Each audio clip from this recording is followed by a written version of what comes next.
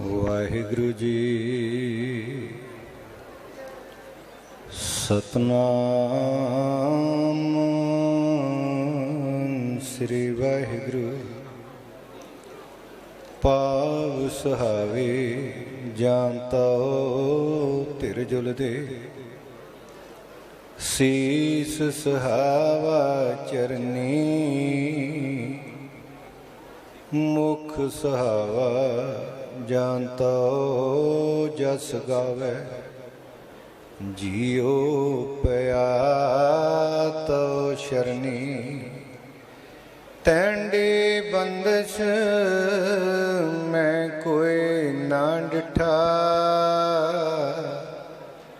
ਤੂੰ ਨਾਨਕ ਮਨ ਪਾਣਾ ਕੋਲ ਕਮਾਈ ਤਿਸ ਮਿੱਤਰ ਵਿਚੋਲੇ ਜੈ ਮਿਲ ਕੰਤ ਪਿਛਾਣਾ ਤੁਮਰੇ ਸ਼ਰਨ ਤੁਮਾਰੀ ਆਸਾ ਤੁਮ ਹੀ ਸੱਜਣ ਸੁਹੇਲੇ ਰਾਖੋ ਰਾਖਣ ਹਾਰ ਦਇਆਲਾ ਨਾਨਕ ਕਰਕੇ ਗੋਲੇ। ਸ਼ਹਿਨਸ਼ਾਹੇ ਹਰ ਦੋ ਆਲਮ ਸਾਹਿਬੇ ਕਮਾਲ ਧੰਨ ਧੰਨ ਸਾਹਿਬ ਸ੍ਰੀ ਗੁਰੂ ਗ੍ਰੰਥ ਸਾਹਿਬ ਪਾਤਸ਼ਾਹ ਜੀ ਦੀ ਪਾਵਨ ਪਵਿੱਤਰ ਹਜ਼ੂਰੀ ਅੰਦਰ ਜੁੜ ਬੈਠੇ ਸਤ ਸੰਗਿਓ ਕਰੋ ਰਸਨਾ ਪਵਿੱਤਰ ਆਓ ਗੱਜ ਕੇ ਫਤਿਹ ਬੁਲਾਓ ਜੀ। ਵਾਹਿਗੁਰੂ ਜੀ ਕਾ ਖਾਲਸਾ ਵਾਹਿਗੁਰੂ ਜੀ ਕੀ ਫਤਿਹ। ਮੈਂ ਸੰਗਤ ਨੂੰ ਫਿਰ ਬੇਨਤੀ ਕਰਾਂਗਾ ਇੱਕ ਵਾਰੀ ਮਨੋ ਬਿਰਤੀਆਂ ਨੂੰ ਜਰਾ ਇਕਾਗਰ ਕਰੀਏ ਤੇ ਪਿਆਰ ਵਿੱਚ ਭਿੱਜ ਕੇ ਫਤਿਹ ਬੁਲਾਓ ਜੀ। ਵਾਹਿਗੁਰੂ ਜੀ ਕਾ ਖਾਲਸਾ ਵਾਹਿਗੁਰੂ ਜੀ ਕੀ ਫਤਿਹ। ਗੁਰੂ ਸਵਾਰਿਓ, ਸਿੱਖ ਜਗਤ ਦੀ ਅਜ਼ੀਮ ਸ਼ਖਸੀਅਤ ਮਾਨਯੋਗ ਮਹਾਂਪੁਰਸ਼ ਬਾਬਾ ਜਤਿੰਦਰਪਾਲ ਸਿੰਘ ਜੀ ਸੋਢੀ, ਦਸਵੇਂ ਵੰਸ਼ ਬਾਬਾ ਬੰਦਾ ਸਿੰਘ ਜੀ ਬਹਾਦਰ, ਜਿਨ੍ਹਾਂ ਦੇ ਸਤਿਕਾਰਯੋਗ ਮਾਤਾ ਜੀ ਪਿਛਲੇ ਸਾਲ ਮਾਲਕ ਦੇ ਚਰਨਾਂ ਵਿੱਚ ਜਾ ਬਿਰਾਜੇ ਸਨ, ਉਹਨਾਂ ਦੀ ਮਿੱਠੀ ਪਿਆਰੀ ਯਾਦ ਨੂੰ ਮਨਾਉਂਦਿਆਂ ਹੋਇਆਂ ਇਸ ਮਹਾਨ ਗੁਰਮਤਿ ਸਮਾਗਮ ਵਿੱਚ ਆਪ ਹਾਜ਼ਰੀਆਂ ਭਰ ਰਹੇ ਹੋ। ਆਪ ਜੀ ਨੇ ਰੱਬੀ ਬਾਣੀ ਇਲਾਹੀ ਬਾਣੀ ਦਾ ਕੀਰਤਨ ਸਰਵਣ ਕੀਤਾ, ਫਿਰ ਗੁਰਮੁਖ ਪਿਆਰਿਆਂ ਕੋਲੋਂ ਵੱਖ-ਵੱਖ ਵਿਦਵਾਨਾਂ ਨੇ ਆਪਣੇ ਆਪਣੇ ਵਿਚਾਰ ਆਪ ਜੀ ਦੇ ਸਮਕਸ਼ ਰੱਖੇ ਤੇ ਹੁਣ ਸਮਾਂ ਪ੍ਰਾਪਤ ਹੋਇਆ ਕਿ ਗੁਰਮਤਿ ਵਿਚਾਰਾਂ ਦੀ ਵੀ ਸਾਂਝ ਕਰੀਏ। ਗੁਰੂ ਸਵਾਰਿਓ,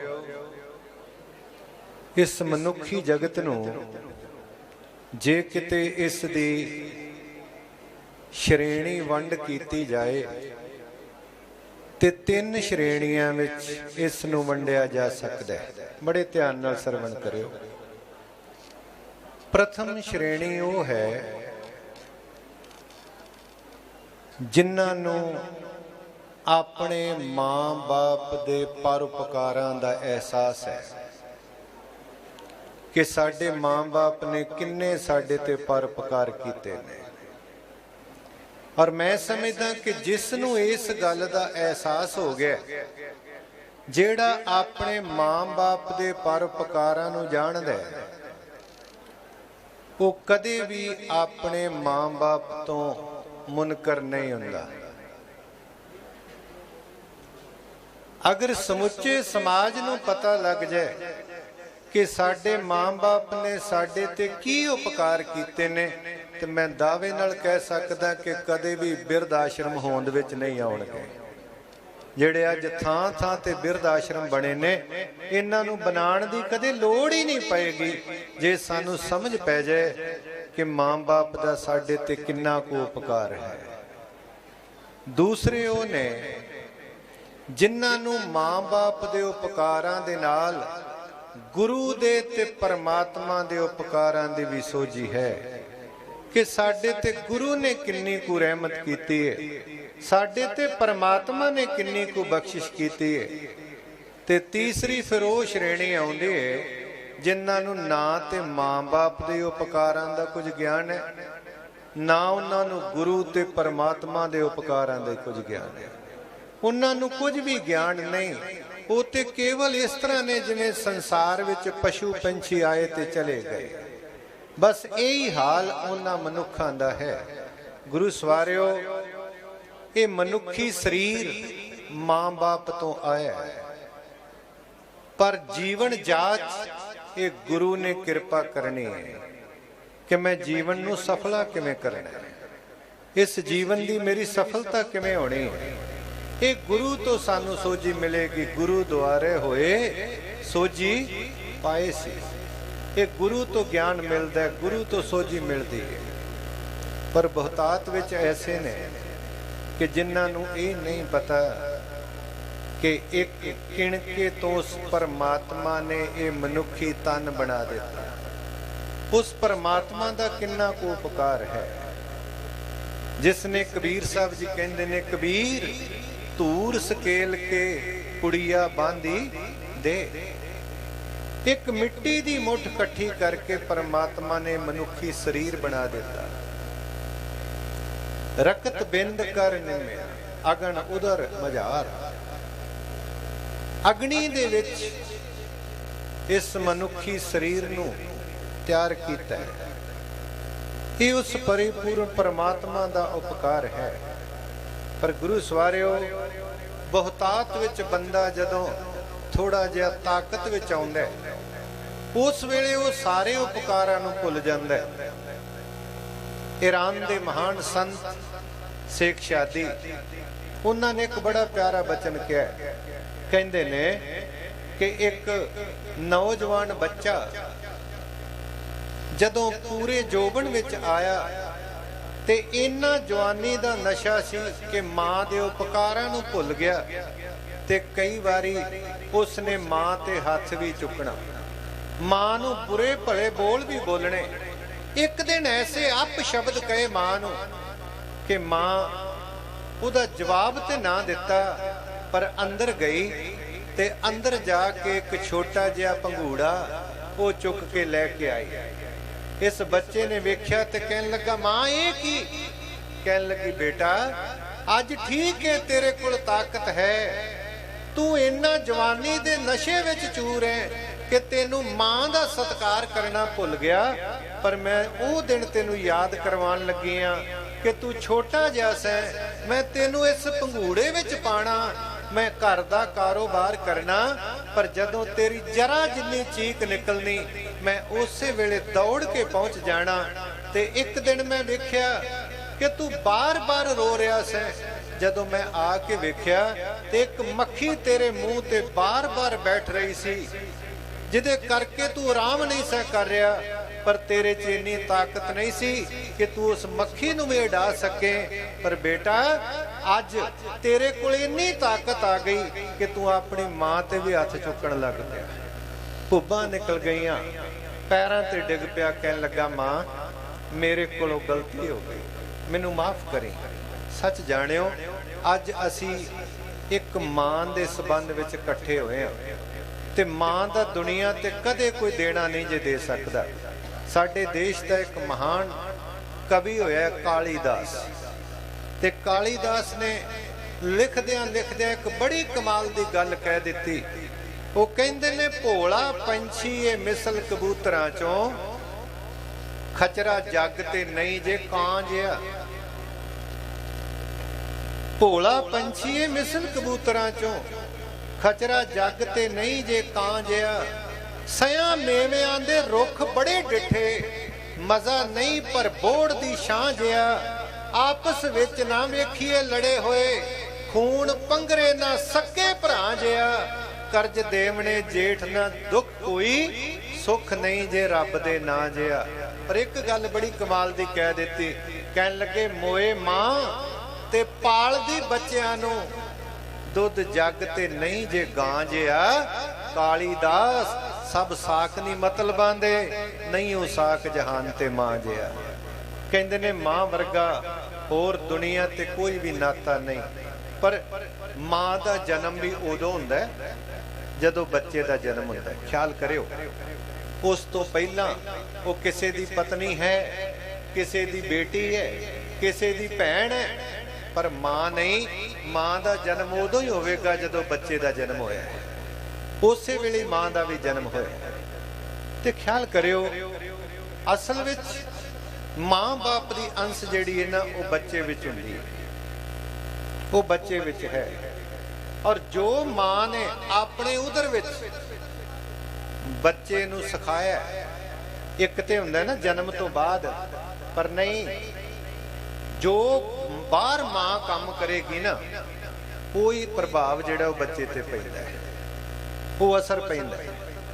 जिहड़ी मां जदों बच्चा उधर विच है उस वेले बाणी पढ़दी है, उस वेले सेवा करदी है, उस वेले अपने इतिहास नूं पढ़दी है, ते ऐसा हो ही नहीं सकदा कि उहदी कुख तो जन्म लैण वाला कोई भगत ना होवे, उसदी कुख तो जन्म लैण वाला रब दा प्यारा ना होवे, ऐसा नहीं हो सकदा। ये मां दा बड़ा असर है। असीं ये भी वेखदे हां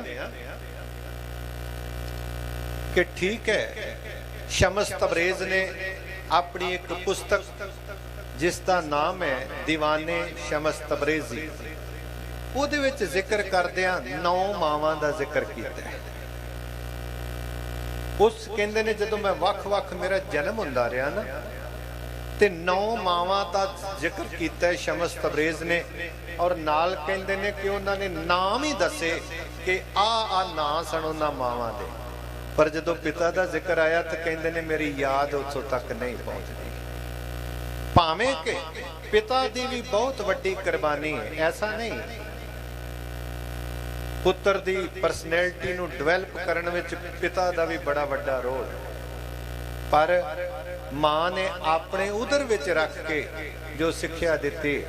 साडे एक महान फिलासफर होए ने प्रोफैसर पूरन सिंह जी, जिन्हां ने ना कदे ये लिखिया सी कि सिखा जे तेरे मन विच भावना पैदा हो जाए कि मैं हरमंदर साहिब जाना ते वेखी किते देरी ना करी, इस मन का कोई पता नहीं वो किहड़े वेले बदल जाए। कहते ने देरी ना करी, पर जदों तू हरमंदर साहिब पहुंच जाए उत्थे जाके काली ना करी। ये प्रोफैसर पूरन सिंह लिखते कहते ने उत्थे जाके काली ना करी। पूछया प्रोफैसर साहब पहला कहते हो देरी ना करी, फिर कहते हो काली ना करी, इहदा की मतलब? ते प्रोफैसर साहब कहन लगे मित्रा एक गल याद रखी, जदों तू हरमंदर साहिब पहुंच गया तू एक एक सिल ते पैर रख के परिक्रमा दियां सिलां ते पैर रख के हरमंदर साहिब मत्था टेकण जाना है। जिहड़ी एक एक सिल है ना उहदे थल्ले 100 शहीद दा सिर लगा होया उस हरमंदर साहिब दे सत्कार नूं कायम रखण वास्ते। जे तू किते काली कीती ना ते उन्हां महान शहीदां दा तिरस्कार हो जाएगा। ये वो प्रोफैसर पूरन सिंह सन जिन्हां दी मां ने कदी भी आवाज मार के अपने पुत्र नूं नहीं सी उठाया, केवल कन्नां विच मूल मंत्र दा पाठ करना।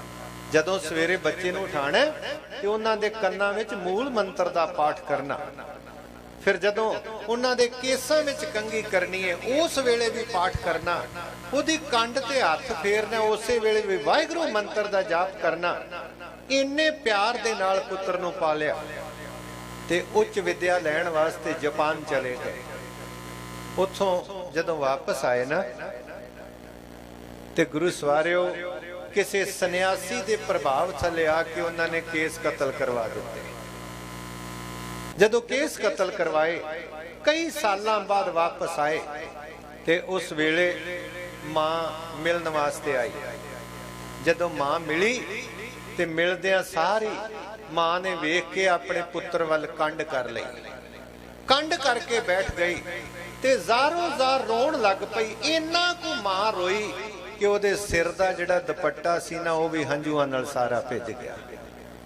प्रोफैसर पूरन सिंह ने उस मां नूं एक गल कही, कहन लगे मां मैं इन्ने सालों बाद आया ते तेनू कोई खुशी नहीं हुई मैनू वेख के, तू रो क्यों रही है, तू किस गल लई रोनी है। उस वेले मां ने पता की आख्या, कहन लगी पुत्र मैं तेनू नहीं रोंदी, मैं कोई तेनू रो रही हाँ, तेनू मैं काहदा रोना है, तू ते उस गुरु अर्जन देव महाराज नूं भी भुल गया जिन्ना तत्ती तवी ते बह के गीत गाए सन। तेने वर्गे मैं पापी नूं की रोना है, जेड़ा गुरु तेग बहादुर पातशाह जी ने भुल गया जिन्हां ने कहा सी बांह जिन्हां दी पकड़ी है सिर दीजे बांह ना छोड़िए। मैं तेनू की रोना है, तू ते उन्हां नूं भुल गया जेड़े नीहां विच खलो के भी कहंदे सन कि असी डोलदे नहीं, असी थिड़कदे नहीं, सानू बहुत जमाने अजमाया होया है, असी मौत विचों जीवन लभदे हां, अर्जन गुरु ने सबक सिखाया होया। तेनू मैं वेख के की रोना है। फिर मां तू क्यों रोई, ते मां ने अपने अथरू पूंजे ते कहन लगी पुत्रा मैं ते गुरु गोबिंद सिंह महाराज ते गिला करके रो रही हां। उसने क्या मां क्यों, कहन लगी मैनू इस गल दा गिला है कि कलगी वाले पातशाह मेरे जपजी साहब विच केड़ी कमी रह गई सी, मेरे दातिया मेरे जाप साहब विच केड़ी कमी रह गई, मेरी चौपाई साहब पढ़न विच केड़ी कमी रह गई, मेरे पातशाह मेरे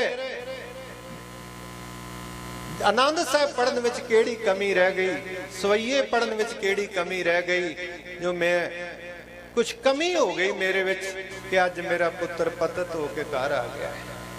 गुरु सवारियो इस वजद विच मां ने शब्द कहे कि पुत्र नूं बड़ी ठोकर वजी, अंदरों कंब गया, पैर फड़ लए उसने अपनी मां दे और कहन लगा मां मैं हुण तेनू कोई अजे जवाब नहीं दे सकता, क्योंकि अंदर अपनी विद्या का भी बड़ा हंकार सी। और एक गल याद रखियो, बहुती वारी मैं वेख्या कि जिहड़ी अज दी साडी दुनियावी विद्या है ना, वो मां बाप नूं बहुत नीवा करदी। अकबर इलाहाबादी एक महान शायर होए ने, उन्होंने एक बड़ी कमाल की गल कही है। वो कहते हैं हम उन सब किताबों को काबिले जब्ती समझते हैं, कहते हैं सारिया किताबें जब्त कर लेनियां चाहिए। हम उन सब किताबों को काबिले जब्ती समझते हैं जिन्हें पढ़कर बच्चे माँ बाप को खपती समझते हैं। बहुते माँ बाप नूं रौला पाने वाले समझते हैं कि ते एवें रौला पाते रहते। गुरु सवारियो काफ़ी लंबे समय बाद एक सिख एजुकेशनल कॉन्फ्रेंस हुई। उस कॉन्फ्रेंस दे विच प्रोफैसर पूरन सिंह नूं भी बुलाया। अज भाई साहब भाई वीर सिंह ने बड़े प्यार नाल क्या कहन लगे, पूरन सिंह अज तू प्रशादा मेरे नाल छकना। प्रोफैसर पूरन सिंह ने धन भाग समझे जदों उन्हां दे नाल प्रशादा छक के बैठे सन ते प्रोफैसर पूरन सिंह दे केसां विच भाई साहब भाई वीर सिंह ने अपना मुबारक हाथ फेरिया। देखो जिहड़े रब दे रंग विच रंगे, उन्होंने अपना हाथ फेरिया उन्हां दे केसां विच ते कुछ नहीं बोले, बस इन्ना को कह दिता कि पूरन सिंह मैं ते सुनिया सी जिहड़े केस कटांदे ने बड़े खरवे हो जांदे ने, तुहाडे केस बड़े कूले ने, तुसीं की लांदे। इन्ने शब्द कहे। प्रोफैसर पूरन सिंह ने ना हाथ जोड़ के क्या कहन लगे, भाई साहब जी अज मैनूं इस तरह लग्या है कि मेरे केसां विच भाई वीर सिंह दा हाथ नहीं फिरिया, अज मेरे केसां विच गुरु गोबिंद सिंह दा हाथ फिर गया। अज गुरु गोबिंद सिंह दा हाथ फिरिया। बस जदों सवेरे उठे ते वापस गए ते घर वाली उन्हां दा नाम सी माया देवी, उस नूं कहन लगे माया देवी अज तो बाद मैं केस नहीं कटाने। पुछया क्यों? कहन लगे जिन्ना केसां विच भाई वीर सिंह दा हाथ फिर गया, हुण मैं किसी नाई दा हाथ नहीं फिरदा। इन्ना अंदर प्रभाव पै गया, उन्हां मां दे बोलां ने प्रभाव पाया। ते अज जदों प्रोफैसर पूरन सिंह अपनी मां नूं मिलण वास्ते गए ते उस वेले चरना ते डिग पे, जारों जार रोन लगे, कहन लगे मां अज मेरी सारी विद्या हार गई, मां अज मेरा सन्यास छोटा पै गया, मां अज तेरियां अरदासां नूं भाग लग गया। मां तेरा फिर पुत्र सिੱਖੀ ਵਿੱਚ आ गया।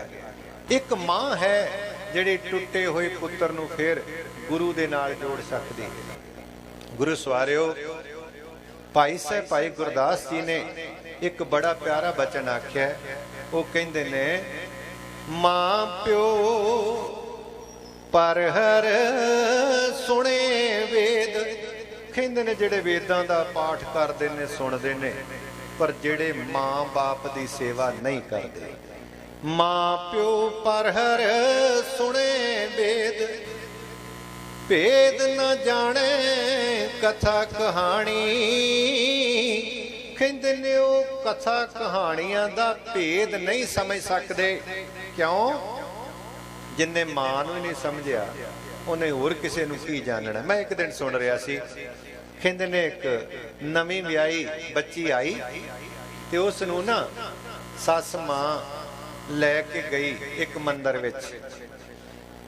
ਮੰਦਰ ਵਿੱਚ ਜਾ ਕੇ ਤੇ ਕਹਿਣ ਲੱਗੀ, ਬੇਟਾ ਪੂਜਾ ਕਰਨ ਵਾਸਤੇ ਜਾਣਾ। ਉਸਨੇ ਕਿਹਾ, ਮਾਂ ਠੀਕ ਹੈ। ਤੇ ਜਦੋਂ ਪੂਜਾ ਕਰਨ ਵਾਸਤੇ ਗਈ ਨਾ ਲੈ ਕੇ, ਤੇ ਸਾਹਮਣੇ ਵੇਖਿਆ ਕਿ ਦੋ ਸ਼ੇਰ ਬੈਠੇ ਨੇ ਮੰਦਰ ਦੇ। ਜਦੋਂ ਸ਼ੇਰ ਵੇਖੇ ਤੇ ਉਸ ਬੱਚੀ ਨੇ ਇੱਕੋ ਦਮ ਚੀਕ ਮਾਰੀ ਤੇ ਵਾਪਸ ਦੌੜ ਗਈ।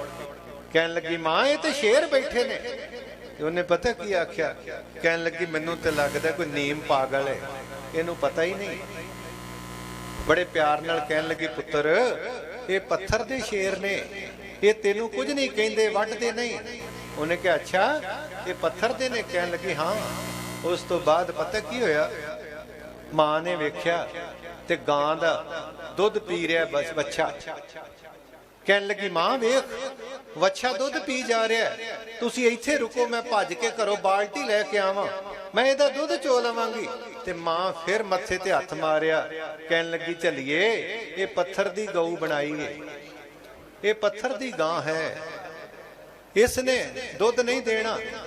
ਤੇ ਗੁਰੂ ਸਵਾਰਿਓ, ਜਦੋਂ ਅੰਦਰ ਮੱਥਾ ਟੇਕਣ ਲੱਗੇ, ਕਹਿਣ ਲੱਗੇ, ਹਾਰ ਚੜਾ। ਤੇ ਜਿਹੜੀ ਮੂਰਤੀ ਸੀ ਨਾ ਉਹ ਵੀ ਅੰਦਰ ਪੱਥਰ ਦੀ। ਕਹਿਣ ਲੱਗੀ, ਮਾਂ ਜੇ ਪੱਥਰ ਦੀ ਗਾਂ ਨੇ ਦੁੱਧ ਨਹੀਂ ਦੇਣਾ, ਜੇ ਪੱਥਰ ਦੇ ਸ਼ੇਰ ਕੁਝ ਨਹੀਂ ਆਂਦੇ, ਤੇ ਕਹਿਣ ਲੱਗੀ, ਮਾਂ ਪੱਥਰ ਦੇ ਰੱਬ ਨੇ ਵੀ ਕੁਝ ਨਹੀਂ ਦੇਣਾ। ਕਹਿਣ ਲੱਗੀ, ਜਿਹੜੇ ਮੇਰੇ ਘਰ ਮਾਂ ਬੈਠੀ ਏ, ਸਭ ਤੋਂ ਵੱਡੀ ਪੂਜਾ ਦੀ ਥਾਂ ਤੇ ਉਹ ਹੈ। ਕਹਿਣ ਲੱਗੇ, ਮਾਂ ਮੈਂ ਤੇਰੇ ਕਦਮਾਂ ਵਿੱਚ ਫੁੱਲ ਰੱਖ ਕੇ ਮੈਂ ਤੇਰੀ ਪੂਜਾ ਕਰਾਂਗੀ। ਇੱਕ ਵਾਰੀ ਆਖੋ, ਸਤਨਾਮ ਸ੍ਰੀ ਵਾਹਿਗੁਰੂ। ਅਸਲ ਵਿੱਚ ਮਾਂ ਬਾਪ ਦੀ ਪੂਜਾ ਹੈ। ਜਿਸ ਨੇ ਮਾਂ ਬਾਪ ਦੀ ਪੂਜਾ ਕੀਤੀ ਹੈ ਨਾ, ਇਸਲਾਮ ਕਹਿੰਦਾ ਕਿ ਜੰਨਤ ਵੇਖਣੀ ਹੈ ਤੇ ਮਾਂ ਦੇ ਕਦਮਾਂ ਵਿੱਚ, ਹੋਰ ਕਿਤੋਂ ਨਹੀਂ ਜੇ ਮਿਲਦੀ। ਮਾਂ ਪਿਓ ਪਰ ਹਰ ਸੁਣੇ ਵੇਦ, ਭੇਦ ਨਾ ਜਾਣੇ ਕਥਾ ਕਹਾਣੀ। ਮਾਂ ਪਿਓ ਪਰ ਹਰ ਕਰੇ ਤਪ, ਵਣ ਖੰਡ ਭੁੱਲਾ ਫਿਰੇ ਬਿਬਾਣੀ। ਕਹਿੰਦੇ ਨੇ ਜੇ ਮਾਂ ਪਿਓ ਨੂੰ ਭੁਲਾ ਕੇ ਤੇ ਬਾਹਰ ਤਪ ਕਰਦਾ ਫਿਰਦਾ। ਬਹੁਤੀ ਵਾਰੀ ਐਸਾ ਹੀ ਹੁੰਦਾ। ਮੈਂ ਇੱਕ ਦਿਨ ਪੜ੍ਹ ਰਿਹਾ ਸੀ ਕਿ ਇੱਕ ਨੌਜਵਾਨ ਬੱਚਾ ਮੋਟਰਸਾਈਕਲ ਸਟਾਰਟ ਕੀਤਾ ਤੇ ਦੌੜ ਕੇ ਬਾਹਰ ਨੂੰ ਜਦੋਂ ਚੱਲਾ, ਬਾਪੂ ਨੇ ਆਵਾਜ਼ ਮਾਰੀ, ਪੁੱਤਰਾ ਗੱਲ ਸੁਣੀ। ਉਸਨੇ ਕਿਹਾ, ਬਾਪੂ ਕੀ ਇਹ ਤੂੰ ਆਵਾਜ਼ਾਂ ਹੀ ਮਾਰਦਾ ਰਹਿਣਾ?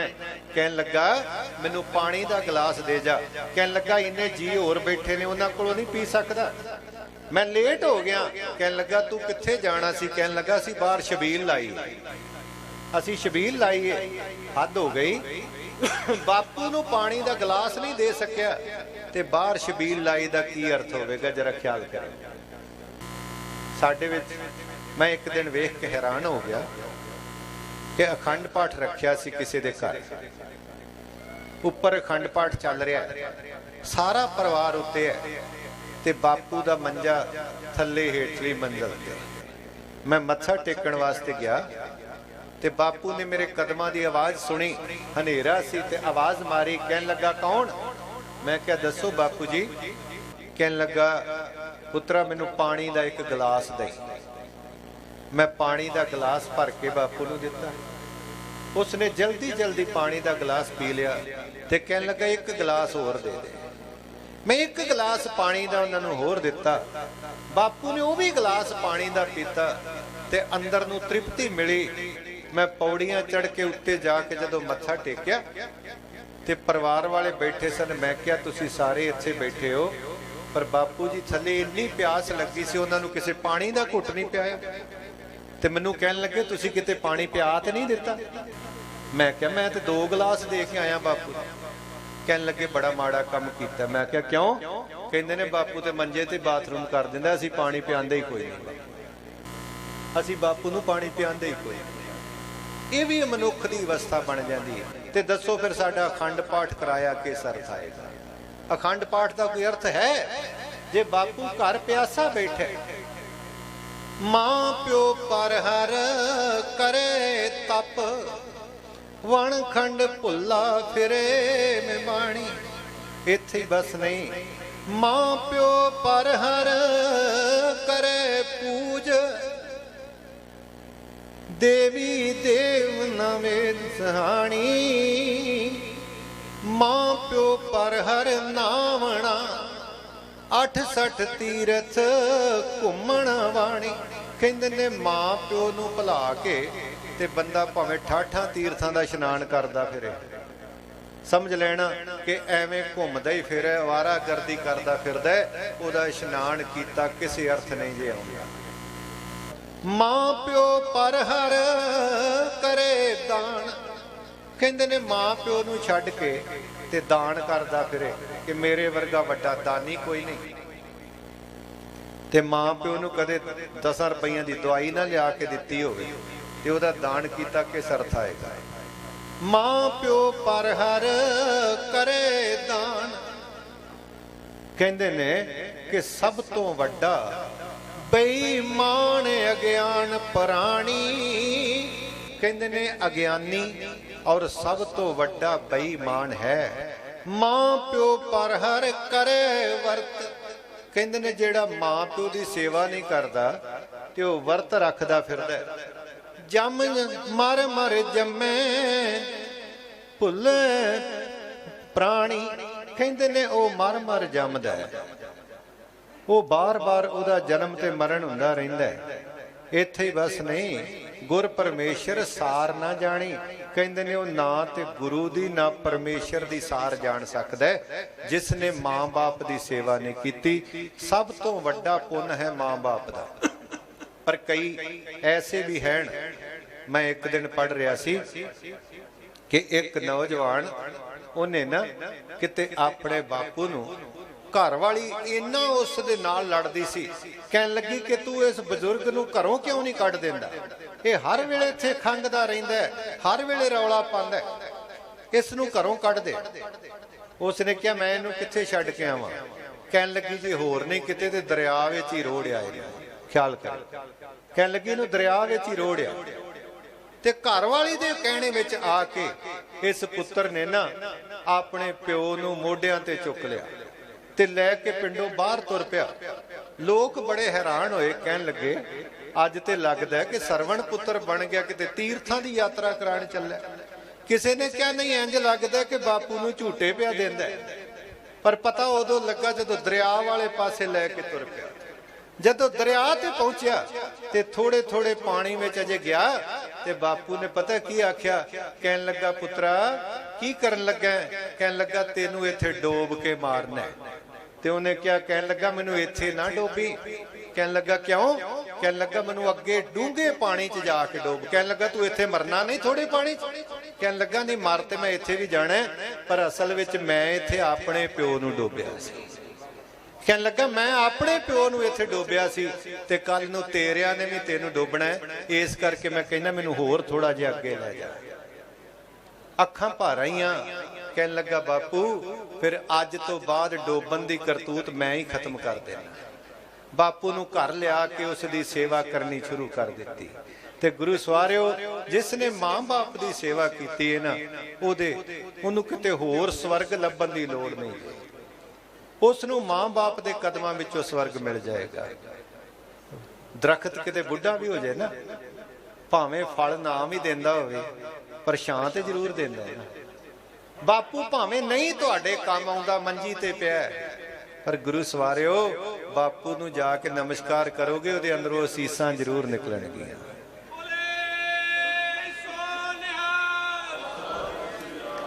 ते मां बाप की जिहड़ी असीस है ना वो इन्ना को असर रखती है दुनिया ते होर कोई इन्ना प्रभाव नहीं जे पा सकदा जिन्ना मां बाप की असीस प्रभाव पाती है।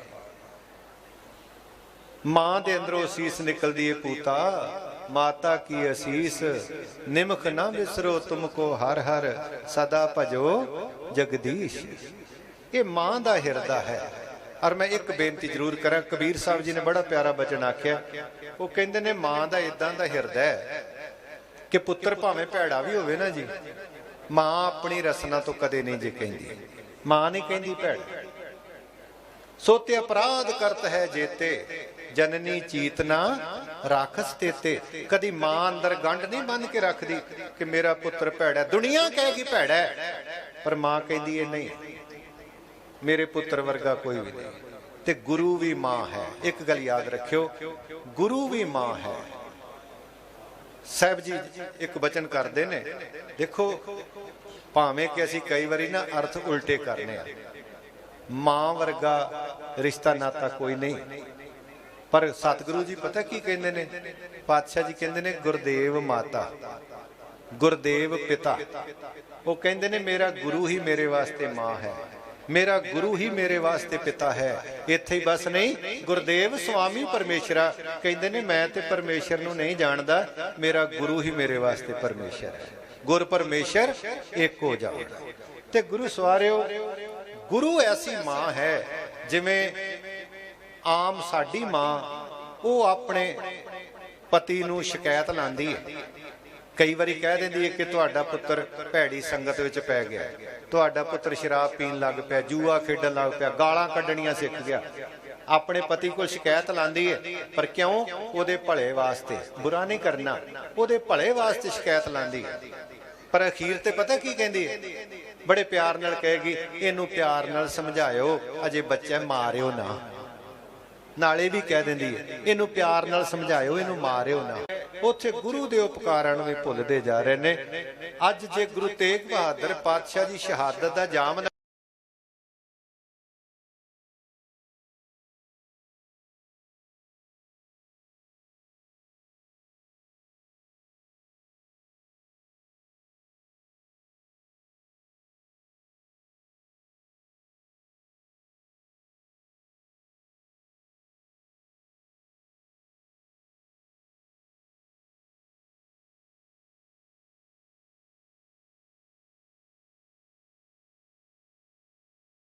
मुकम्मल करा, असी परमात्मा दे भी उपकारां नूं भुलदे जा रहे हैं। कदे तुसीं वेखिआ परमात्मा ने इन्ना सुंदर शरीर बनाया और सानू उन्हें फ्री विच दिता है।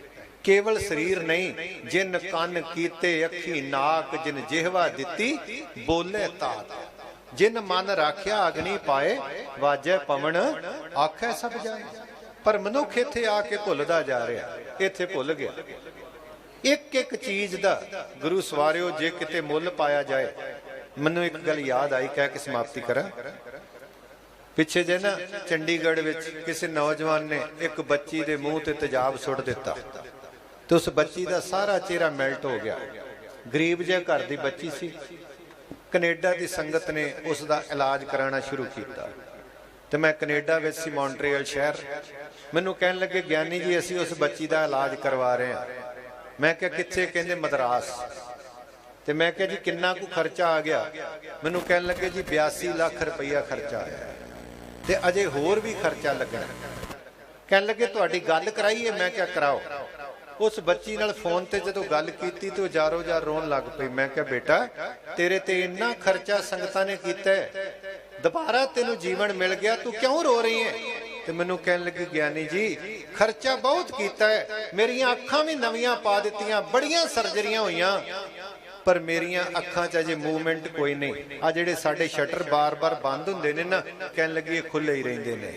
जिहड़ियां अखां ने एक पासे टिकियां रहिंदियां ने, दूजे पासे मूव नहीं हुंदियां। ये ते परमात्मा दा शुकराना करिए जिन्हें सानू सब कुछ फ्री विच दे दिता है। पर बंदा उहदा शुकराना नहीं करता। पता क्यों नहीं करता? असल च जिहड़ी चीज़ मुफ्त विच मिलदी है ना, उहदा एहसास नहीं जे हुंदा बंदे नूं। जिहड़ी भी चीज़ मुफ्त विच मिल गई, उहदा बंदे नूं एहसास नहीं होवेगा। मैं कोटे कथा कर रहा सी, ਤੇ ਇੱਕ ਬਾਪੂ ਜੀ ਸਾਹਮਣੇ ਬੈਠੇ ਕਥਾ ਸੁਣਦੇ ਸੀ।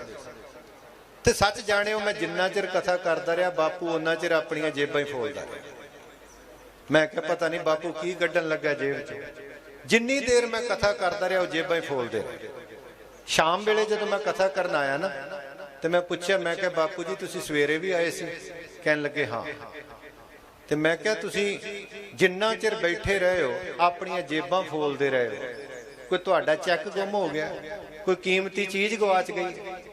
ਤੇ ਮੈਨੂੰ ਪਤਾ ਕੀ ਕਹਿੰਦਾ, ਕਹਿੰਦਾ ਨਹੀਂ ਮੇਰੀ ਜੁੱਤੀ ਦਾ ਟੋਕਨ ਗਵਾਚ ਗਿਆ। ਮੈਂ ਕਿਹਾ ਹੈ ਬਾਪੂ ਤੂੰ ਜੁੱਤੀ ਦਾ ਟੋਕਨ, ਇਦੋਂ ਤੇ ਜੁੱਤੀ ਜੇਬ 'ਚ ਪਾ ਕੇ ਲੈ ਹੁੰਦਾ ਤਾਂ ਵੀ ਚੰਗਾ ਸੀ, ਕੁਝ ਸੁਣਦਾ ਤੇ ਸਹੀ। ਤੇ ਮੈਨੂੰ ਪਤਾ ਕੀ ਕਹਿੰਦਾ, ਕਹਿਣ ਲੱਗਾ ਤੁਸੀਂ ਤੇ ਕਥਾ ਕਰਕੇ ਅਗਲੇ ਸ਼ਹਿਰ ਤੁਰ ਜਾਣਾ, ਜੇ ਪਰਸੋਂ 800 ਦੀ ਲੈ ਕੇ ਆਇਆ, ਜੇ ਟੋਕਨ ਨਾ ਲੱਭਦਾ ਇਹਨਾਂ ਕਿਤੇ ਜੋੜਾ ਦੇਣਾ ਸੀ। ਤੇ ਮੈਂ ਕਿਹਾ ਹੱਦ ਹੋ ਗਈ, ਵੇਖੋ ਬਾਪੂ ਨੇ 800 ਖਰਚਿਆ, ਤੈਨੂੰ ਅਹਿਸਾਸ ਹੈ, ਪਰ ਇੰਨਾ ਕੀਮਤੀ ਸਰੀਰ ਬੰਦੇ ਨੂੰ ਮਿਲਿਆ ਇਹਨੂੰ ਕੋਈ ਅਹਿਸਾਸ ਨਹੀਂ। ਜੇ ਕਿਸੇ ਡਾਕਟਰ ਨੇ ਆਪਰੇਸ਼ਨ ਕੀਤਾ ਹੋਵੇ ਨਾ, ਜਿੰਨੇ ਮਰਜ਼ੀ ਪੈਸੇ ਅਸੀਂ ਉਹਨੂੰ ਦਿੱਤੇ, ਰੱਜ ਕੇ ਉਹਨੇ ਪੈਸੇ ਲਏ, ਪਰ ਜ਼ਿੰਦਗੀ ਦੇ ਕਿਸੇ ਮੋੜ ਤੇ ਉਹ ਤੁਹਾਨੂੰ ਮਿਲ ਗਿਆ, ਬੰਦਾ ਨਿਉ ਕੇ ਧੰਨਵਾਦ ਕਰਦਾ ਕਿ ਡਾਕਟਰ ਸਾਹਿਬ ਤੁਸੀਂ ਮੈਨੂੰ ਨਵਾਂ ਜੀਵਨ ਦੇ ਦਿੱਤਾ, ਨਹੀਂ ਤੇ ਮੈਂ ਤੇ ਕਦੇ ਦਾ ਬੀਤ ਜਾਣਾ ਸੀ ਤੁਹਾਡੀ ਬਦੌਲਤ। ਹਾਂ, ਪਰ ਗੁਰੂ ਸਵਾਰਿਓ ਪਰਮਾਤਮਾ ਨੇ ਇੰਨਾ ਸੋਹਣਾ ਸਰੀਰ ਦਿੱਤਾ, ਕਦੇ ਉਹਦਾ ਵੀ ਧੰਨਵਾਦ ਕੀਤਾ? ਉਹਦਾ ਸ਼ੁਕਰਾਨਾ ਕਰਨ ਵਾਸਤੇ ਤੇ ਟਾਈਮ ਹੀ ਕੋਈ ਨਹੀਂ। ਉਹਦਾ ਸ਼ੁਕਰਾਨਾ ਜੇ ਕਿਤੇ ਕਰਨਾ ਪਵੇ ਨਾ ਤੇ ਗਿਣਤੀਆਂ ਕਰਨੀਆਂ ਸ਼ੁਰੂ ਕਰ ਦਿੰਦਾ। ਮੈਂ 40 ਵਾਰੀ ਪਾਠ ਕੀਤਾ, ਮੈਂ ਇੰਨੀ ਵਾਰੀ ਵਾਹਿਗੁਰੂ ਆਖਿਆ। ਬੱਚਿਆਂ ਨੂੰ ਯਾਦ ਕਰਨ ਲੱਗਿਆ ਕਦੀ ਗਿਣਤੀ ਨਹੀਂ ਕਰਦਾ, ਮਾਇਆ ਨੂੰ ਯਾਦ ਕਰਨ ਲੱਗਿਆ ਕਦੇ ਗਿਣਤੀ ਨਹੀਂ ਕਰਦਾ, ਪਰ ਪਰਮਾਤਮਾ ਨੂੰ ਯਾਦ ਕਰਨ ਲੱਗਿਆ ਗਿਣਤੀ ਕਰੇਗਾ। ਕਿਉਂ? ਕਿਉਂਕਿ ਇਸਨੇ ਪਰਮਾਤਮਾ ਦੇ ਉਪਕਾਰਾਂ ਨੂੰ ਵੀ ਭੁਲਾ ਦਿੱਤਾ ਹੈ। ਗੁਰੂ ਸਵਾਰਿਓ ਇਸ ਜੀਵਨ ਵਿੱਚ ਸਫਲਤਾ ਹੈ, ਸਭ ਤੋਂ ਪਹਿਲਾਂ ਮਾਂ ਬਾਪ ਨੂੰ ਯਾਦ ਕਰੀਏ। ਕਿਵੇਂ? ਜਿਵੇਂ ਅੱਜ ਮਾਨਯੋਗ ਬਾਬਾ ਜੀ ਜਤਿੰਦਰਪਾਲ ਸਿੰਘ ਜੀ ਸੋਢੀ ਉਹ ਕਰ ਰਹੇ ਨੇ। ਮਾਂ ਦਾ ਤੇ ਕਦੇ ਦਿੱਤਾ ਦੇਣਾ ਦੇ ਹੀ ਨਹੀਂ ਸਕਦੇ, पर उन्होंने याद किया जा सकता है। जाने वाले कभी नहीं आते, उनकी याद आ जाती है। दामन किसी का हाथ से जाता रहा मगर एक रिश्ता एक ख्याल है जो टूटता नहीं। ख्यालों की सांझ विचारों की सांझ कदे नहीं टूटती। बाकी जाना तो सारे ही है, जिसका जन्म है वह मरण ते है तेरे आगाज से साबत तेरा अंजाम भी सुबह का होना ही बताता है कि होगी शाम भी। पर एक गल याद रखियो, एक अदीब ने बड़ी सोहनी गल कही है। वो कहते हैं जे संसार विच आए हैं ना तो जिवें अज माता जी नूं भाई याद करने ना, वो काम करिए सारे सानूं भी इदां ही याद करें। वो कहंदा वो चाल चल कटे खुशी से जिंदगी तेरी, वो काम कर सब तुझे याद किया करे। जिस महफिल में भी हो वो तेरा ही जिक्र खैर, तेरा नाम भी ले तो अदब से लिया करे। तेनों पिछों में कोई याद करे तो चंगे शब्दों के नाल असी अरदास करनी है पातशाह जी के चरणों में कि सतगुरु जी माता जी नूं सदैवी अपने चरणों में रख के चढ़दियां कला बख्शिश करन। सतगुरु जी की पावन बाणी का ओट आसरा लिया गया। क्यों? क्योंकि सिख कोल सब तो वड्डा जे कोई साधन है तो बाणी है, वो बाणी है। जिस दिन माता गंगा जी ने चलाना किया सी ना ते सारे सिख अफसोस करते सन, ते गुरु हरगोबिंद पातशाह कहते ने अफसोस ही करी जाओगे कि इमदाद भी करोगे। ते सारे सिख हैरान हो गए, कहने लगे महाराज इमदाद किवें कीती जांदी, जेड़ा तुर जाए उहदी किवें इमदाद कीती जांदी। ते पातशाह जी ने सानू ढंग दस्सिया। भाई गुरदास जी नूं संबोधन करके कहने लगे, सतगुर बोले सुनो गुरदास, पठो ग्रंथ साहिब सुखरास। बिदत सिखण में असरीत, मृतक पे पड़े लाए प्रीत।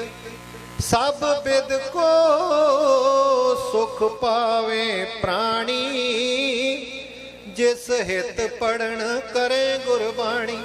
जिदे निमित्त बाणी पढ़ीए ना उन्होंने लोक विच भी सुख मिलता है, उन्होंने परलोक विच भी सुख मिलता है। तो बाणी पढ़ी गई, अरदास बेनती की गई। जिथे माता जी की अरदास बेनती करनी है ना, उथे अपने लिए भी अज अरदास बेनती करके जाओ। वो की अरदास करनी है कि गुरा एक दे बजाई, सबना जियां का एक दाता, सो मैं विसर ना जाई। ਉਹ ਮਾਲਕ ਨਾ ਸਾਨੂੰ ਵਿਸਰ ਜਾਏ। ਭੁੱਲਾਂ ਚੁੱਕਾਂ ਦੀ ਖਿਮਾ। ਵਾਹਿਗੁਰੂ ਜੀ ਕਾ ਖਾਲਸਾ, ਵਾਹਿਗੁਰੂ ਜੀ ਕੀ ਫਤਿਹ। ਕੋਟਾਨ ਕੋਟ ਧੰਨਵਾਦ ਧੰਨ ਗੁਰੂ ਗ੍ਰੰਥ ਸਾਹਿਬ ਮਹਾਰਾਜ ਜੀ ਦਾ। ਮਾਨਯੋਗ ਸਿੱਖ ਜਗਤ ਦੀ ਮਾਇਆ ਨਾਜ ਹਸਤੀ ਮਾਨਯੋਗ ਬਾਬਾ ਜੀ ਜਤਿੰਦਰਪਾਲ ਸਿੰਘ ਜੀ ਸੋਢੀ ਬਹੁਤ ਹੀ ਪਿਆਰ ਬਖਸ਼ਿਸ਼ ਕਰਦੇ ਨੇ। ਸਾਰੀਆਂ ਸੰਗਤਾਂ ਦਾ ਧੰਨਵਾਦ। ਵਾਹਿਗੁਰੂ ਜੀ ਕਾ ਖਾਲਸਾ।